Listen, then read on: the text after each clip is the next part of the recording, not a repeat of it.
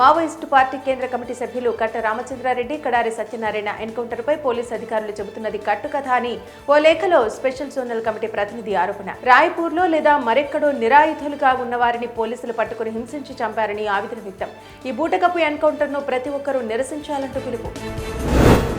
Online betting యాప్ల వ్యవహారంలో కీలక పురోగతి సాధించిన తెలంగాణ పోలీసులు. అక్రమ కార్యకలాపాల నియంత్రణకు ఏర్పాటైన సిట్తో పాటు సిఐడి పోలీసులు పంజాబ్, రాజస్థాన్, గుజరాత్లోని 6 ప్రాంతాల్లో అంతర్రాష్ట్ర ఆపరేషన్ల నిర్వహణ. బెట్టింగ్ యాప్లు నిర్వహిస్తున్న 8 మంది ఆపరేటర్లను గుర్తించి అరెస్టు చేసిన పోలీసులు.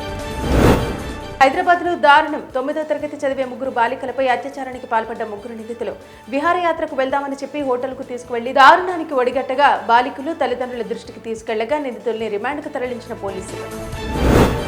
AP deputy CM Pawan Kalyan పై మాజీ ఐఏఎస్ అధికారి విజయ్ కుమార్ రాజకీయ కారణాలతో వ్యాజ్యం దాఖలు చేశారని హైకోర్టులో వాదనలు వినిపించిన అదనపు ఏజీ సాంబశివ ప్రసాద్ విజయ్ కుమార్ కు భారీగా ఖర్చులు విధించి వ్యాజ్యాన్ని కొట్టివేయాలని విజ్ఞప్తి. ఇరువైపులా వాదనలు ముగియడంతో తీర్పు రిజర్వ్ చేస్తున్నట్టు హైకోర్టు న్యాయమూర్తి జస్టిస్ వెంకట జ్యోతిర్మయి ప్రకటన.